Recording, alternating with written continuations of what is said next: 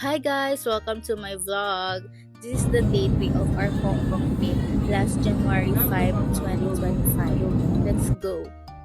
Around 8 a.m. na kami umalis. Pumili lang kami ng breakfast sa 7-Eleven. Then, naglakad kami papunta dito sa Olympic Station mga 10 a.m. na. So, ayan. Hindi naman gaano kadami yung sakay. Pero, maganda experience dito, super bilis. So, lang kita dyan. So, bali ngayon, magdi-DIY lang kami and lahat ng activities na gagawin namin is nasa Klook lang. Pupunta kami sa Ngongping Cable, pupuntang Buddha, then pupunta kami kay Madame Tussauds. So, ayan, nandito na kami sa Tung Chung Station. Bali, mga 45 minutes yung train na yon. Then, maglalakad lang kami papunta dun sa Ngongping Cable since magkakalapit lang naman sila. At syempre, kada lugar dapat may transition ako. Around 4 minutes from Tung Chung Station, papunta dito sa Ngongping, makakarating ka na. And mahaba-habang laka rin talaga dito kasi dapat yung sapatos mo is very comfortable. Tapos pang 10k to 20k steps dapat yon. Kasi makikita mo puro lakad talaga. Then kapag magdi-DIY kayo, dapat kapag breakfast kayo, busog kayo, may laman yung tiyan nyo kasi grabe talaga yung activities kahit sa paglalakad man yan. Tapos mahaba din yung pila dito sa Ngongping Cable. Kahit hindi ka naka-crystal, kami yung pinuntahan namin diyan.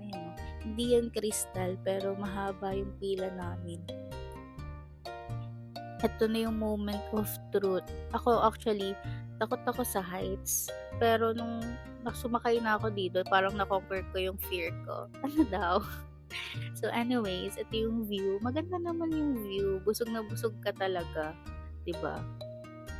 Makikita mo talaga kung gaano kaganda tong Hong Kong at gaano kalinis. Yung tipong kahit itong mga puno-puno na to parang ang perfect ng pagkakatabas sa lahat. Kasi wala kang makikitang kalat di tulad dyan sa Pinas na kahit saan ay may makikita ka. So, bali itong cable car ride na to is aabutin ng 1 hour. So, may time ka pa umaura-aura dyan, mag-picture, mag-video, mag-reels, and everything. Pati mag-muni, pwede. Pero kami nito, may kasama kami dito. Pero carry lang. Comfortable naman kami. Ito na yung view dito sa mataas. Literal na bundok talaga. Tapos nakikita mo rin yung iba. Pwede ka rin mag-hi sa kanila. Kung gusto mo. Pero ito nakakatakot to. Akala ko nung time na to bababa na kami. Pero it's a prank. Hindi pa pala. Tapos yung paglalakbay namin, mahaba-haba pa pala. Medyo nakakaburo siya. Kaya more time ka talaga mag-picture, video, and everything. Tapos magkwentuhan, ganyan. Diba? At ito na nga. Nung nakita namin itong si Buddha, alam kong malapit na kami. And pagdating din na kami sa Ngongping. Then marami din ditong souvenir shop, madaming pagkain. Ito para siyang sa bilihan ng mga fudang-fudang at everything. Sinasabi ko sa inyo, mahaba-habang lakaran to, mga mi.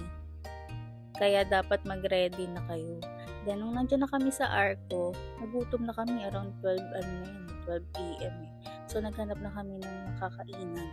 At eto na nga, ang sarap talaga ng nila dito. Hindi naman sa pagiging OA, pero sobrang sarap ng dumplings na yan. Yung mga fried na yan. Kalimutan ko na kung magkano yan 20 to 25 Hong Kong dollars or 30. Basta ganun. Pero busog ka naman at masarap. Habang nag-e-edit na ako, nag-titrip ako. Kasi na-miss ko. Pero masarap talaga yung dumplings nila.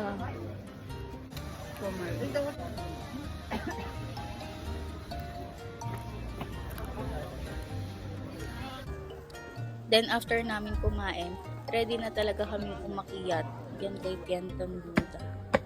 Nakakapagod talaga to kaya dapat mag-ready kayo. Hiningal talaga ako dito pero nung inakyat ko to, mga around 10 minutes, carry lang naman. Kasi pag may nakikita kang umaakyat hindi ka rin tatama rin. 'Di ba? Ganun 'yan.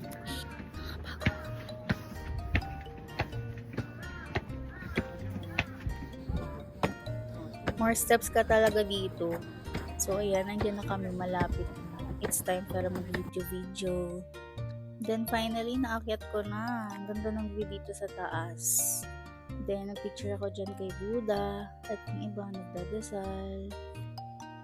Hindi naman ganon kadami yung tao pero maraming turista pala nitong month na to, January. At Parang sila sabi niya, anak, babaan na kayo. Hindi naman kami nagtagal doon sa taas. Talagang nagpicture at video lang kami. Pati yung pagbaba, struggle din. Pero at least madali na lang bumaba kesa sa una na umakyat. Tataas. Sakit sa ano. More steps. Talagang puro hakbang yung maririnig mo dito. At yun, hinahabol ko sila kasi ako na lang yung nahuhuli dahil puro video-video ang babae at napapagod na yung legs ko. Tapos lakad ulit, papunta doon sa Nongping Cable Car. Then pabalik na kami. Tapos sa next naman namin na pupuntahan is yung train. At kami sunod-sunuran lang kung saan kami pupunta, saan kami dalahin. video ng rides. Pababa. Napaka-OA. Pero nakaka-thrill talaga sa mga. Lalo na kung nakikita mo ganyang kataas, talaga naman.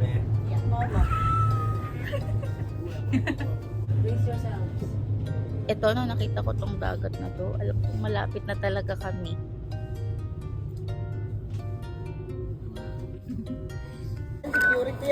Then from Tungchung Station, pupunta kami ng Central Station para pupuntahan itong Lapit Tram. Mga around 1 hour din yung biyahe. So, nag-grab na lang kami. And nanibago kasi sa kanan yung driver. Then, nag-selfie kami dyan.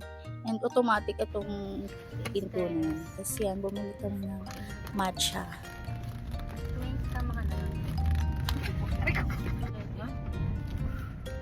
What green matcha? Matcha. Check mo na lang. Matcha. Malasa. Alam mo yung mapait. Lasang kangkong. Bakit naman kasi kangkong minaso? Basta mapait. Flavorful. Tapang. Matapang? Ano ba? Since sa Pinas kasi mahilig ako sa isaw ice cream sa mga Korean store. So, natuwa ako na nakita kong may matcha. Then, around 3 p.m. nandito na kami sa The Pic Tram. Literal na ang daming daming tao. Tapos, ang tagal din maghintayin yung train na yan. Bale, itong train na yan, ayan yung papunta dun sa tuktok sa taas. Kaya, sobrang tagal. Kaya dapat, malibang-libang ka habang naghihintay. Tip lang pala, magdala kayo ng power bank na 20k milliamp kasi yung 10k naubos sa akin.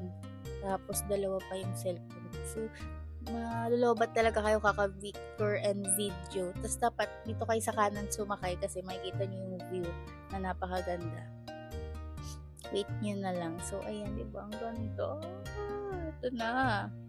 Then, mga around 3:30, nakarating na kami. Then, pinunta namin itong Madame Tussauds. Nagpaano lang kay, Confidently Beautiful with the Heart. Then, marami ding activities na ganyan. May pa-showdown, may pa-kara-karate ka dyan. Then, meron ding pasayaw.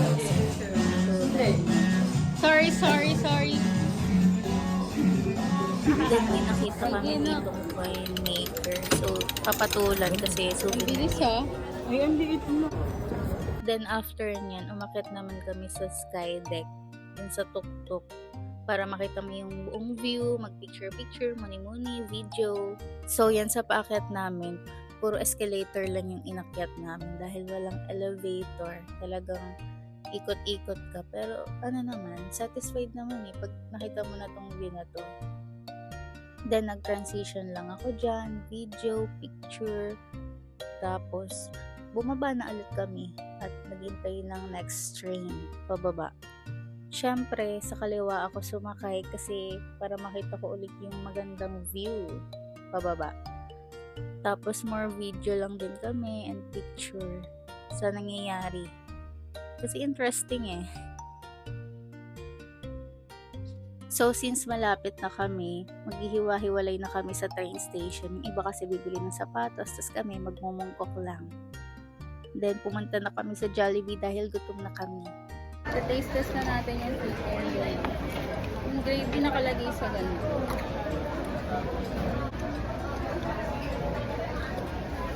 Ganun din yung lasa. Maalat.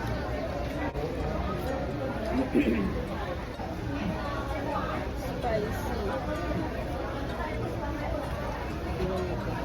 Patikim. May kakaibang lasa siya. Hindi. Titikman naman natin yung burger. Parang pares lang naman. Mas maanghang to. Andun din yung laman. Pag ito hindi katulad ng sa Pinas.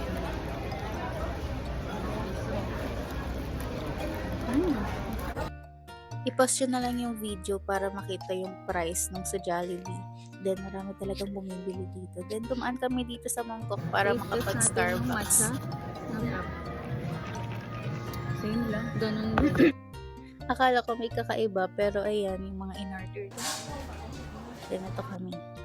Actually, kaya kami nag-Starbucks para makapag-charge. So, ang ending, wala kami yung adapter kasi iba may adapter dito. Ending, nalobat talaga kami. Kaya, gumalagala na lang kami dito sa Mongkok. At maging maingat kayo dito dahil may mga bodolera dito. Dapat tingnan nyo muna yung presyo bago kayo bumili sa iba.